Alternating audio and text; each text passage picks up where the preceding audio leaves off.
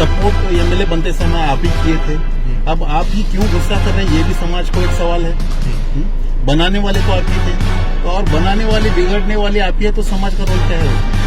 हाँ, समाज को क्यों परेशान कर रहे हैं? अब वो छोड़कर सभी एमएलसी का टिकट के बारे में बोलते हैं, या आप निगम मंडल के अध्यक्ष बन जाते हैं, इसमें समाज का क्या भला है?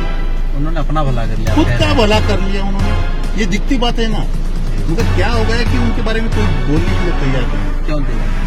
क्योंकि ऐसा लगता है अगर हमको कुछ लीडरशिप करनी है तो योगेश सिंह साहब के साथ के बगैर हम नहीं कर सकते। ये एक डर बैठ गया है हमारे समाज के और भी जो लीडर है ना, उनके दिमाग में ऐसा कुछ भी नहीं है। कम से कम उम्र के इस दौर में तो अभी झूठ नहीं बोलना चाहिए समाज के लोग। जो समाज आपके लिए इतने दिनों से इतने सालों से आपके पीछे खड़ा है, कम से कम उस समाज को तो धोखा मत दीजिए, झूठ मत बोलिए। आप पे भरोसा रखकर जो ज्वाइन हो गए एनसीपी के, वो लोग कहाँ जाना? आप पे भरोसा लोग करते रहे ना, हम कुछ कांग्रेस के थे, कुछ बीजेपी के, कुछ जेडीएस के थे, आप पे भरोसा करके हम एनसीपी में आ गए। आप अचानक से रातों रात जो है विड्रॉ कर लेते, तो एनसीपी के वो लोग कहाँ जाना? तो आज तक का आपका हिस्ट्री है कि आज तक कोई भी पार्टी में आप टिके नहीं, और इस बार भी आप अचानक से पक्ष छोड़ के जाते हैं, तो हमारा फ्यूचर का क्या होगा सर? ये बात हमारे कार्यकर्ताओं ने पूछे सीधा एमपी को, किसी भी हालत में मैं एनसीपी को नहीं छोड़ूंगा, मेरी आरती उठेगी तो एनसीपी से ही उठेगी, ये उनके वर्ड्स है, आप उनको पूछ सकते हैं।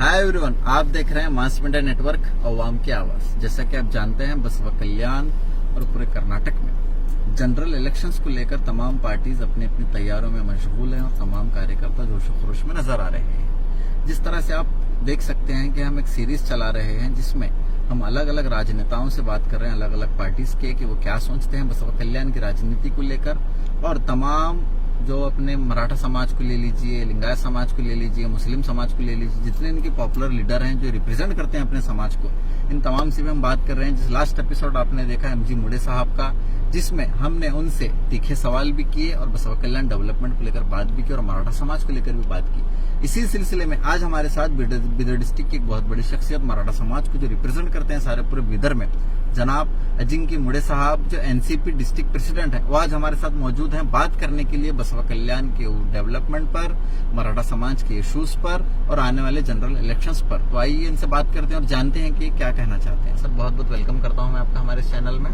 थैंक यू सर, बात इस तरह से करेंगे, सबसे पहले बात करेंगे लास्ट इंसिडेंट की। हाँ जी।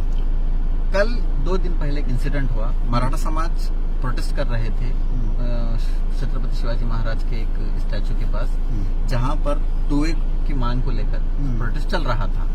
वहां पर जब एमएलए साहब आए बसवा कल्याण के, तो उन्हें आने नहीं दिया गया, नारेबाजी की गई और उन्हें बात करने नहीं दिया गया और वो वापस चले गए। क्या कहेंगे आप, क्या कहना चाहते हैं? देखिए, बसवा कल्याण के छत्रपति शिवाजी महाराज पार्क पे जो एक इवेंट रखा गया था, वो टूए के बारे में था अभी, और उसमें उनको हमारे अभी शरणू सलगर साहब को, रनिंग एमएलए, उनको कुछ आते समय कुछ नहीं कहा गया।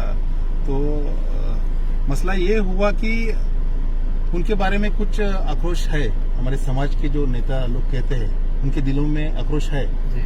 मगर बाकी लोगों को ये सही नहीं लगा कि उस हिसाब से उनको काउंटर किया जाए। मगर अगर आपको कुछ मुद्दे पे अगर उनका विरोध भी है, तो आप उनको बात ही नहीं करने देना, ये हमको गलत लगा जी। कम से कम उनकी बात उनको वहां पर रखने का मौका तो देना चाहिए था।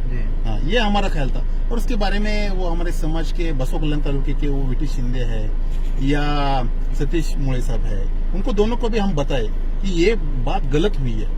आपका अगर उनके बारे में आपका सोच क्या है क्या नहीं, आपको ही मालूम था। सपोर्ट तो एमएलए बनते समय आप ही किए थे, अब आप ही क्यों गुस्सा कर रहे हैं, ये भी समाज को एक सवाल है। बनाने वाले तो आप ही थे, तो और बनाने वाले बिगड़ने वाले आप ही है, तो समाज का रोल क्या है उसमें? हाँ, समाज को क्यों परेशान कर रहे हैं? हाँ जी। अगर देखा जाए तो एक रूमर सुनने में आ रहा है, अफवाह है, आप जस्टिफाई कीजिए उसे, कि प्रोटेस्ट को ऑर्गेनाइज करने के लिए क्या मराठा दुकान जितने भी शॉप्स थे उनसे फंडिंग ली गई, क्या ये सच है? क्या एक झूठ है जो रूमर उड़ रहा है? नहीं, 100% फंडिंग ले गई है। शॉप टू शॉप उनके आदमी घूमे हैं और वो फंड जमा किए हैं, और उसके बारे में कुछ चर्चा भी ऐसी हुई कि पूरा खर्चा जो है वो बाहर से ही हुआ, पूरा उधर का खाना देने वाले अलग थे, टेंट का खर्च करने वाले अलग थे, और ये फंडिंग जमा करने वाले लोग अलग थे। तो आप कह रहे हैं कि जो फंडिंग बसवा कल्याण से जमा हुई यूज नहीं हुई, यूज नहीं हुई, जो होनी चाहिए थे इसे यूज नहीं हुई। प्रोटेस्ट को ऑर्गेनाइज करने के लिए खर्चा आया, वो कहाँ से आया? वो खर्चा तो अभी मैं बोला ना, अभी खाना तो वहाँ का मेरे हिसाब से अनिल भूसारी साहब ने दिया था पूरा, जी। और टेंट का खर्चा भी दूसरा कोई तो दिया था, उनका नाम अभी मेरे को नहीं जी। है, और खर्चा वही था, दूसरा जी। खर्चा तो नहीं था कुछ। अगर बात करें 2000 बाई इलेक्शन की, 2020 की, हाँ। तो एक सरप्राइजिंग फैक्टर ये रहा 2000 बाई इलेक्शन में कर्नाटक के बसवा कल्याण के, कि एमजी मोले साहब ने, सुनने में आ रहा था कि वो एनसीपी का टिकट ला रहे हैं, राष्ट्रवादी पार्टी का टिकट ला रहे हैं, अचानक से वो बीजेपी ज्वाइन करते हैं, और सारा का सारा मराठा समाज दो हिस्सों में बढ़ जाता है। हाँ जी। कुछ लोग मराठा समाज के एमजी मोले साहब की फोटो को चप्पल से भी मारते हैं, और कुछ लोग दूध से भी सत्कार करते हैं उनका। तो आप क्या कहना चाहेंगे? एमजी मोले साहब ने जिस तरह से बीजेपी ज्वाइन की, आप भी क्योंकि मराठा समाज से ताल्लुक रखते हैं, आप एक मराठा समाज के लीडर हैं, हाँ। वो भी एक मराठा समाज के लीडर हैं। फिर उन्हें अनिल भूसारे साहब का हमने इंटरव्यू लिया था, तो उन्होंने एक बड़ी बात कही एमजी मोले के बारे में। उन्होंने कहा कि एमजी मोले ने सेटलमेंट की राजनीति की है, वो मैं नहीं कर सकता, मैं अपने समाज के साथ सेटलमेंट की राजनीति नहीं कर सकता, मगर एमजी मोले ने हमारे समाज के साथ सेटलमेंट की राजनीति की है। आप एमजी मोले किस तरह से देखेंगे? देखिए, अभी अनिल भूसारी साहब ने जो कहा वो उनका पर्सनल क्या बोलते हैं, उनका अनुभव है उनका जी, और मैं उस पूरे वाकया का विटनेस हूँ जी। उस टाइम हम एमजी मोले साहब के साथ ही थे, और सभी के साथ वो एनसीपी का ज्वाइनिंग का हमारा दौर था जी।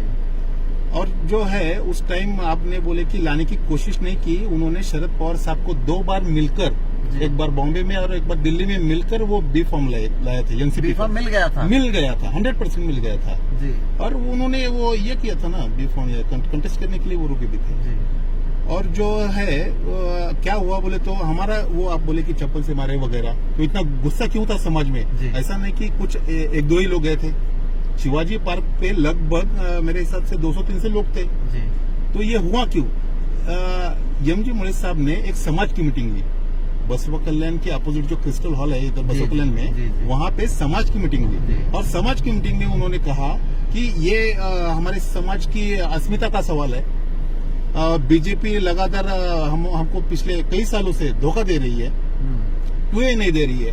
येडियुरप्पा साहब जैसे लीडर आ रहे और चुप हमको आश्वासन देके जा रहे हैं, हमारे समाज की कुछ भी मांगे पूरी नहीं हो रही। तो हमारे समाज के हक की मांगे के लिए मैं ये करने वाला हूँ, कंटेस्ट करने वाला हूँ एनसीपी से, समाज के सामने समाज के सामने। अच्छा, देन ये हो गया कि अचानक वो सब क्रिस्टल हॉल में जेडीएस के हमारे आनंद पटेल थे या कांग्रेस के कुछ लोग थे, महेश पाटिल वगैरह, वो सभी जो लीडर्स थे अपने अपने पक्ष छोड़कर सिर्फ समाज के लिए आए थे वहां पर। और उस क्रिस्टल हॉल की मीटिंग में अचानक से एंट्री होती है भगवंत खुबा साहब की, एमपी। वहाँ के वीडियो वायरल हुआ था, वो जो वीडियो वायरल हुआ था, और उनके साथ थे अभी के शासक, वो उस टाइम शासक नहीं थे, कैंडिडेट थे, और उस टाइम वो आए थे। और वो समाज के दिल में गुस्सा था, जो गुस्सा उस दिन भी फूटा, उनको स्टेज पर आने नहीं दिया गया। और बाद में हमें पता चला कि वो पहले ही सब मैनेज्ड था, कि उस टाइम पे एमपी साहब वहाँ आना और स्टेज पर आकर आपके मांगो। आप कह रहे हैं कि मैनेज था, सब मैनेज। किसने मैनेज किया था? सबको मालूम है। बाद में क्यों किसने कैंडिडेटशिप ली समाज के नाम पर और विड्रॉ कौन हुए, उन्होंने ही मैनेज किया था। अच्छा, उन्होंने मैनेज किया था। देखिए, हम क्या बोलते हैं, आपको अगर राजनीति करनी है, स्वार्थ की राजनीति करनी है, इंडिविजुअल कीजिए। अब हर बार बोलते हैं कि समाज की भलाई के लिए मैं रुक रहा हूँ। आज तक आपने समाज की क्या भलाई की? और समाज की भलाई के लिए मैं विड्रॉ की हूँ। क्या समाज की भलाई की है आज तक आपने? विड्रॉ करके क्या भलाई हुआ समाज का?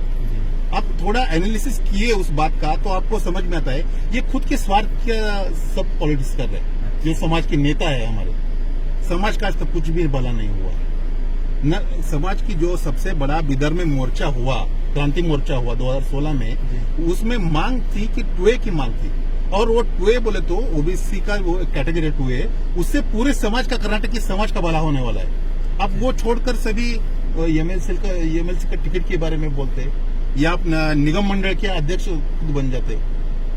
इसमें समाज का क्या भला है? उन्होंने अपना भला कर लिया, खुद का भला कर लिया उन्होंने। ये दिखती बात है ना, मगर क्या हो गया कि उनके बारे में कोई बोलने के लिए तैयार नहीं है। क्यों तैयार? क्योंकि ऐसा लगता है अगर हमको कुछ लीडरशिप करनी है तो एमजी मोले साहब के साथ के बगैर हम नहीं कर सकते। ये एक डर बैठ गया है हमारे समाज के और भी जो लीडर है ना उनके दिमाग में।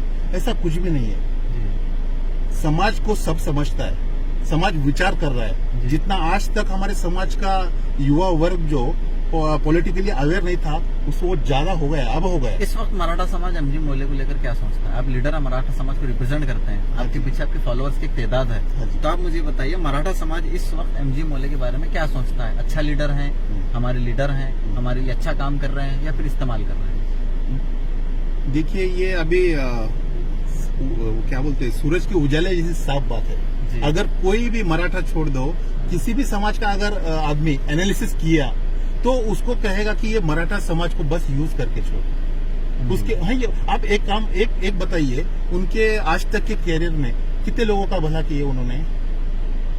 अब बोलिए मराठा समाज के लिए क्या किया आपने? मराठा समाज का क्रांति मोर्चा बिदर में इतना बड़ा हुआ, सभी लोग खुद के खर्चे से आए थे। कल का आप शुरू में बात किए, एक कुएं का मसला था अभी शिवाजी पार्क पर, उसमें भी आप खुद नहीं कर सकते। आप निगम मंडल के अध्यक्ष है, समाज के मुखंड बोलते, उतना भी आप नहीं कर सकते। समाज के लोगों को आपका 1000 चंदा लेना पड़ता है आपको। ये कहीं ना कहीं हमको गलत लग रहा है। और ये समाज इतने दिन बोलता था कि कौन है दूसरा, इन्होंने ये तो दूसरा कोई। अभी रूमर्स चलते हैं ना, मोदी नहीं तो कौन जी उसकी उसे ही तरह ये चलाया जा रहा है। अच्छा हाँ। आप कह रहे हैं बसवा कल्याण में एमजी मोले नहीं तो फिर कौन? हाँ, मराठा समाज के लिए कौन? और वो उसी बात का फायदा आज तक उठाते चले गए जी। अगर आप बात करें एमजी मोले की, तो एमजी मोले से हमने लास्ट इंटरव्यू लिया था, जो लास्ट एपिसोड टेलीकास्ट हो चुका है चैनल पर। उसमें एमजी मोले कह रहे हैं कि मैंने अपने लिए कुछ नहीं किया, 15 डिमांड मैंने रखी थी, एक उसमें से एमएलसी की बात मेरे लिए थी, बाकी की 14 जो डिमांड है वो मेरे समाज के लिए है। वो कह रहे हैं कि 2A को मैं पास कराऊंगा, टेक्निकल इश्यूज के लिए रुका हुआ है। उसके बाद श्री सृष्टि पार्क बनाने की बात चल रही है। उसके बाद और बहुत सारी स्कीमें हैं जो मराठा समाज के लिए मैं कर रहा हूँ। मुझे मेरा स्वार्थ कुछ भी नहीं है उसमें, मैं सिर्फ एक चीज मेरे लिए मांगा था एमएलसी, बाकी 14 डिमांडें मैंने समाज के लिए मांगी थी और मेरी जिंदगी अब सिर्फ मेरे समाज की है, वो कह रहे हैं। देखिए हमको लगता है कि कम से कम उम्र के इस दौर में तो अभी झूठ नहीं बोलना चाहिए समाज के लोगों को। जो समाज आपके लिए इतने दिनों से इतने सालों से आपके पीछे खड़ा रहा, कम से कम उस समाज को तो धोखा मत दीजिए, झूठ मत बोलिए। ऐसा क्यों? अभी एनसीपी ज्वाइन करते समय एमजी मोले साहब ने एक खास उनका एक ऑफिस लिए थे एनसीपी के लिए, और वहाँ सभी लोगों को एनसीपी को ज्वाइन करके लिए बसवा कल्याण में जी। और ज्वाइन करके लिए एनसीपी में, और फिर 2-4 दिन बाद कह दी कि अचानक से मैं विड्रॉ कर रहा हूँ। तो नहीं, मेरी बात पूरी ये है कि आप पर भरोसा रखकर जो ज्वाइन हो गए एनसीपी के, वो लोग कहाँ जाना? अच्छा, आप पे भरोसा लोग करते रहे ना। हम कुछ कांग्रेस के थे, कुछ बीजेपी के, कुछ जेडीएस के थे। आप पे भरोसा करके हम एनसीपी में आ गए। आप अचानक से रातों रात जो है विड्रॉ कर लेते, तो एनसीपी के वो लोग कहाँ जाना? और उस टाइम उन्होंने कहा था, मुझे खुद कहा था और मेरे साथ 8-10 लोग भी थे कि एनसीपी को, और हमारे साथी जो थे वो फ्रैंकली उनसे बात किए, सर आज तक का आपका हिस्ट्री है कि आज तक कोई भी पार्टी में आप टिके नहीं, और इस बार भी आप अचानक से पक्ष छोड़ के जाते हैं, तो हमारा फ्यूचर का क्या होगा सर? ये बात हमारे कार्यकर्ताओं ने पूछे सीधा एमजी मोले साहब को। उन्होंने कहा किसी भी हालत में मैं एनसीपी को नहीं छोड़ूंगा, मेरी आरती उठेगी तो एनसीपी से ही उठेगी। ये उनके वर्ड्स है, आप उनको पूछ सकते हैं। मेरी आरती जो उठेगी वो एनसीपी से ही उठेगी, उनके वर्ड्स है। उनको भरोसा रखे हम, एनसीपी ज्वाइन हुए, बोले सर हम आपके लिए खुद का खर्चा कर पूरा आपका कैंपेनिंग करेंगे आपके लिए। ये समाज कार्यकर्ताओं ने, आपने हमने कहा, हमारे कार्यकर्ताओं ने कहा खुद का पैसा लेकर, और वो भी आज भी बोले, वो ओपनली बोले कि हम कुछ अजिंक्य मुळे या हमारे कुछ कार्यकर्ताओं कुछ खर्चे के लिए कुछ दिए कि हमारे कैंपेनिंग करो बोल के। ये बात है, इसलिए हमको दुख लगता है कि हमारे समाज के नेता हमारी दिशा भूल कर रहे हैं, समाज को कहां तक वहां गुमराह कर रहे हैं। ये गुस्सा है। अब बात करेंगे 2023 के आने वाले इलेक्शन की। हाँ जी। कहा जा रहा है कि एमजी मोले बीजेपी नहीं छोड़ेंगे, वो बीजेपी में ही रहेंगे। अनिल घुसारे भी बीजेपी में है। बीजेपी की तरफ से आप देख सकते हैं कि लगातार जो रिलीजियस पर्सनालिटीज हैं अलग अलग समाज की, वो चाहे मराठा समाज हो, मुस्लिम समाज हो, दलित समाज हो, उनके अम्बेडकर को ले लीजिए, छत्रपति शिवाजी महाराज को ले लीजिए, मुस्लिम कम्युनिटीज के अलग अलग लीडर पे टिप्पणी की जाती है। तो एमजी मोले साहब फिर भी वहां ज्वाइन हो गए। और वो उम्मीद की जा रही है कि 2023 के इलेक्शन में वहीं रहेंगे। तो मराठा समाज को दिशा दिखाएगा कौन बसवा कल्याण? क्योंकि आपने जिनको अपना बड़ा लीडर बना था वो तो बीजेपी में चले गए, अब क्या होगा मराठा समाज का? मराठा समाज जाएगा कहाँ बसवा कल्याण? देखिए, मराठा समाज जो है विचार करेगा खुद, ऐसा नहीं इस बार इतने दिनों से कैसा है, मराठा समाज को एक नेता आकर डाइवर्ट करते गया है, तो इस बार मराठा समाज खुद विचार करेगा और हमारे जायज जो मांगे हैं वो पूरा कौन करेगा। एक बात बताता हूँ, मैं आपके YouTube चैनल पर भी सभी के नेताओं के मैं वीडियो देखा जी। और आपके जैसे और भी कुछ चैनल्स है बसवा कल्याण को जी, जो डेली बताते, जी। तो वो चालू पॉलिटिक्स पे बोल रहे, टिकट मिलने पे बोल रहे, या आउटसाइड या इनसाइड पर बोल रहे, मगर ये यहाँ की आवाम जो है 90% किसान है, किसानों के ऊपर कोई क्यों नहीं बोल रहा? जी। 3 सालों से लगातार यहाँ के किसानों को इंश्योरेंस नहीं मिल रहा, इसके ऊपर कोई क्यों नहीं बोल रहा? अच्छा। जी। किसानों को रात में खेत में जो किसान रहते हैं उनको लाइट का कनेक्शन वो सिंगल फेस का बंद कर दे, इसके ऊपर कोई क्यों नहीं बोल रहा? किसानों की जायज मांगी क्या है? क्या बोलते हैं इसको, अतिवृष्टि बोलते हैं ना, जी। ज्यादा बारिश हो गई, जी। अतिवृष्टि 3 सालों से इधर हो रही है, हमारे बसवा कल्याण तालुका की बात की जाए तो उसका परिहार नहीं आ रहा, फसल बर्बाद हो जा रही है। फसल पूरा बर्बाद हो जा रही है। और मोदी की वीडियो है ना जी, आप एमपी यहाँ के हमारे रनिंग एमपी बोलते हैं, पूरे भारत में, डिस्ट्रिक्ट में नहीं, कर्नाटक में नहीं, पूरे भारत में सबसे ज्यादा क्रॉप इंश्योरेंस भरने वाला जिला जो है बीदर है, जी। हमारे एमपी साहब बोलते हैं, है ना, तो आप उनको उसका बेनिफिट क्यों नहीं दे रहे? क्लेम क्यों नहीं दे रहे? क्लेम क्यों नहीं दे रहे? ये हमारे प्रधानमंत्री नरेंद्र मोदी जी क्या बोलते हैं इसमें संसद में, इस फसल की बुआई से लेकर कटाई तक कुछ भी अगर नुकसान हो गया तो आपको फसल बीमा ये कंपनी क्या करेगी, इंश्योरेंस कंपनी उसका पूरा क्लेम देगी, है ना, ऑन रिकॉर्ड है ना बयान का। तो मेरा कहना है किसान जो है, जो मुस्लिम नहीं है, मराठा नहीं है, जी। जो लिंगायत नहीं है, जो ओबीसी नहीं है, किसान किसान है, मगर फिर भी आप मराठों की बात किए तो 90% मराठा समाज में जो है किसान है जी। तो उनके हक के लिए कौन लड़ा आज तक, किसने बात की? अब बोल रहे कि ओनली टू ए हमारे अच्छी बात है, वो भी नहीं बोल रहा हूँ मैं, मगर हमारे समाज में 5 से 10% ही जो नौकरदार वर्ग है, जब बिजनेसमैन है, 90% किसान अभी भी खेती के ऊपर किसान है। उसके हक की मांग क्या है? इंश्योरेंस मिलना चाहिए, क्योंकि फसल बर्बाद हो रही है, परिहार मिलना चाहिए। अतिवृष्टि का रिकॉर्ड सभी पास है ना। एमजी मौले साहब तो कहते हैं कि मैं सरकार के बहुत करीब हूँ, अब मुझे बताइए, मैं वहां जाकर बताऊंगा। क्यों, आपको ये दिख रहा नहीं? अच्छा। आपको इसका अनुभव नहीं? आप तो एमएलए रह चुके हैं, आपको मालूम नहीं आपका समाज क्या है बोल के? हम बताने की जरूरत क्या है? जब आपकी खुद की सेटलमेंट की बात आती, खुद के फायदे की बात आती, तब तो बताने की जरूरत नहीं है। आप बोलती कि रातों रात मुझे वो कट्टिल का फोन आया, या लक्ष्मण सवदी तब उनका फोन आया, या मेरे को येडियुरप्पा साहब खुद बोले कि आप विड्रॉ हो जाओ, मैं आपकी पूरी मांगे। ये फोन पे कहने की बात है? आपसे फोन पे कहना? नहीं, हम उनके घर में गए थे, आप विड्रॉ ऐसा अचानक क्यों कर रही है? अच्छा, तो उन्होंने बोले कि मेरे ऐसे इतने बड़े लीडर का मेरे को फोन आया और इसके लिए मैं जो है ये डील यूज किया शब्द उन्होंने। ये डील किसकी थी? समाज के फायदे की थी, खुद के फायदे की थी। दिख रहा है ना, अभी 2 साल हो गए, अभी इलेक्शन आ रहा है, समाज का फायदा क्या हो? देख रहे हैं ना आप। मैं बोलो कम से कम उम्र के इस दौर में तो झूठ मत बोलिए।